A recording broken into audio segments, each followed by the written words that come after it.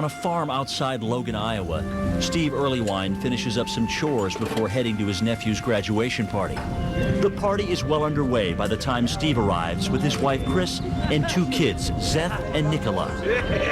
The weather is warm and muggy.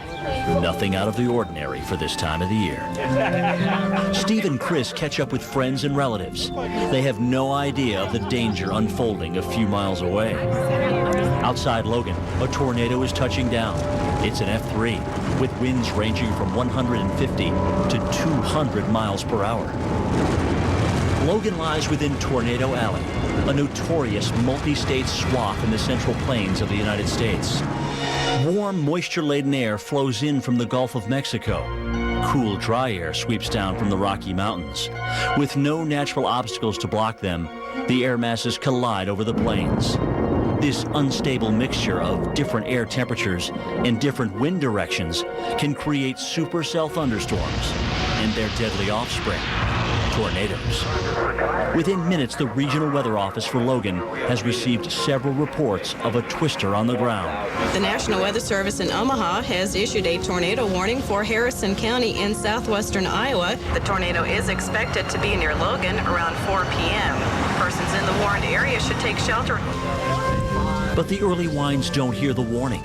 To them, it's simply a sunny day. They don't experience the typical heavy rain or hail that often precedes a tornado. The twister is still out of earshot, but fortunately, party guest Joe Fustos spots it just as it crests a hill over a mile away.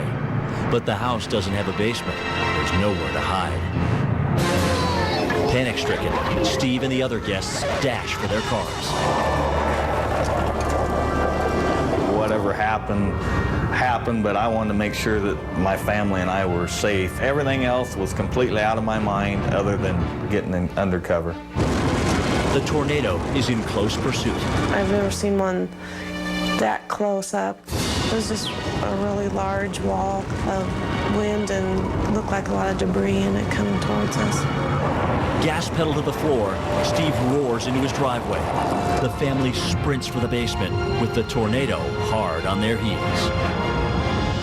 It couldn't have been more than a quarter of a mile away from us at that point in time. They're almost at the basement door when Chris realizes that Zeth is missing. He had dropped a toy and had turned around and gone back to the car to get it. Terrified, Chris runs toward the twister. I didn't know if I could get in time again to get back in or if we were going to be caught outside. It was just real large. It was just so immense. It was hard to explain. It was twirling so fast. She and Seth make it to the basement. In seconds, the tornado rips into their house.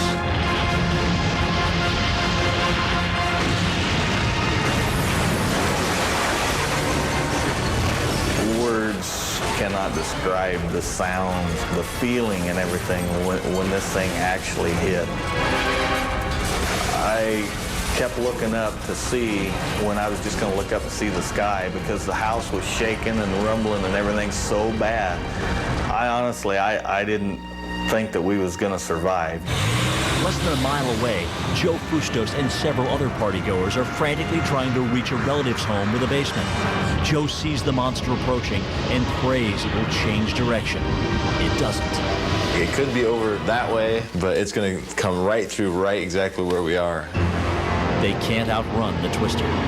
We pulled over to the side, jumped out of the cars, and got into the ditch because that's what you're told to do. You know, you either have to get to a basement. If you can't get to the basement, get in the ditch. Joe and the 4 others cling to a small tree in the ditch, straining against the powerful suction of the 150-mile-an-hour winds. And it just kind of hit suddenly. You could see a lot of debris, and it was really dark.